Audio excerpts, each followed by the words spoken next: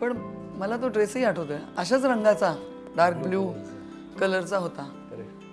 आणि मला वाटतं तेव्हापासून आपण हे कलर कॉर्डिनेशन करायला लागलो का त्याच्यानंतर. मला काय, माझ्याकडे अजून असे काही कलर्स आहेत ज्याचे तुझ्याकडे काही नाही आहे कपडे. तर काय करणार, पिंक कलरचा जर का तू ड्रेस घातला तर मी पिंक कलरचा शर्ट नाही घालू शकत. डिजिटलच्या एरामध्ये सुद्धा यांची लव्ह लेटर्स आहेत इन ट्रेंड.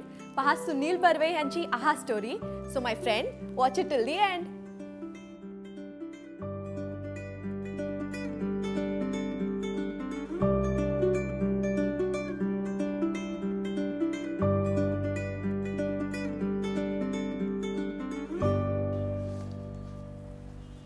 काय खजाना आहे आपल्याकडे. हे बघ, पहिल्यांदा आपण कुठे भेटलो होतो जर आठवतं का तुला?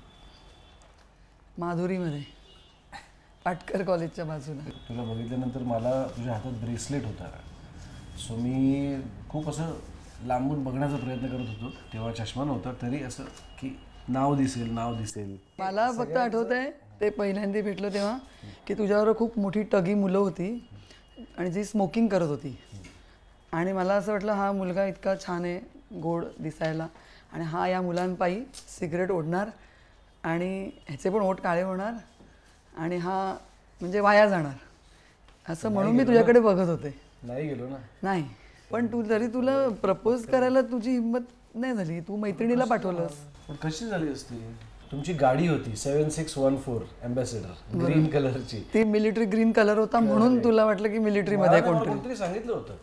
पण म्हणून एवढं घाबरायचं? अरे मग गोळ्या घातल्या असत तर.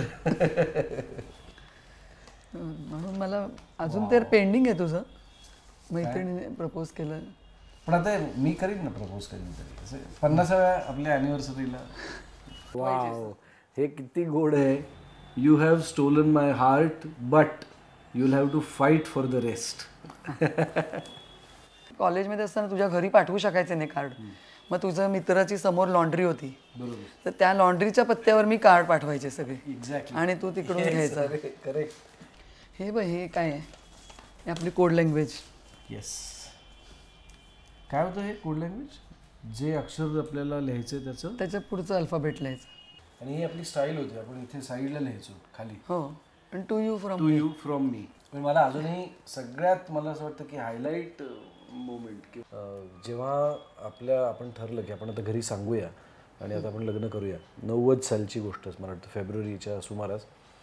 तू आप्पांना सांगितलंस, आईला तू आधीच सांगितलं होतंस. हो. पण आप्पांना सांगितलंस आणि आप्पा तुला एकदम, आप्पांना सुद्धा धक्का बसला होता. म्हणून आप्पा म्हणाले की तू आत्याशी बोल.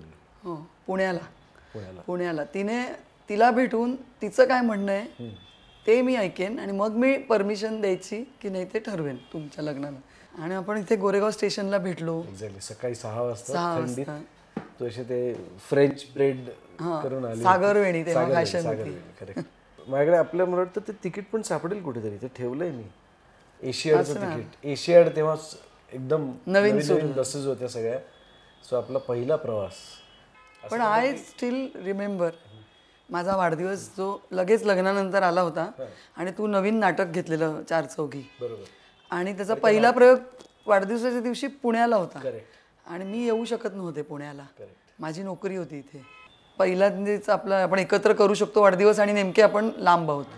तू ड्रेस घेऊन ठेवला होता आणि बुके आणि सगळं काय गिफ्ट्स घेऊन ठेवल्या त्या. It was a big surprise for me. मला पहिल्यांदा कोणी आयुष्यात असं सरप्राईज दिलं.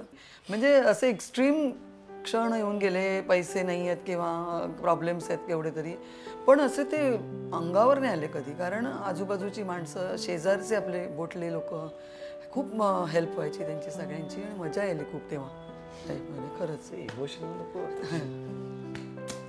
आठवणी आहेत ना शेवटी, मेमरीज. आशिकी आणि प्रेम आणि हे सगळं आहेच, पण त्याच्याबरोबर मला त्याच्यातच गंमत वाटते की आशिकी म्हणजे माझ्या दृष्टीने मी म्हणेन की ज्या एखाद्या अशा अत्यंत दुःखाच्या असू देत, अत्यंत इमोशनल क्षणी असू देत किंवा अत्यंत सौंदर्याने भरलेल्या ठिकाणी मी असू देत, मला ज्याची पहिल्यांदा आठवण येते किंवा असं वाटतं की ज्याचा हात आपल्या हातात असावा, त्या व्यक्तीवरती माझं खरं प्रेम आहे असं मला वाटतं. मला तर नेहमी तुझी आठवण इतकी आली आहे. जेव्हा जेव्हा मी आता अमेरिकेला गेलो, विलक्षण गोष्टी पाहिल्या, नायगरा फॉल्सच्या तिकडे गेलो आहे, तेव्हा असं वाटलं होतं की आत्ता जर का तू असतेस तर तुझ्या हातात असा हात धरून तुला ते अख्खं बघितलं असतं. किंवा अशा अनेक दुःखाच्या क्षणी सुद्धा असं वाटलं की आत्ता ही हवी होती. म्हणजे अनेक अपमान असतात आयुष्यात, तुम्हाला फेस करावे लागतात, पण त्यावेळेला जिचा हात धरून तुम्ही तो आधारासाठी तुम्ही हात असं देऊ शकता. So that is what I would say की दॅट्स रिअल आशिकी. Definitely I have enjoyed.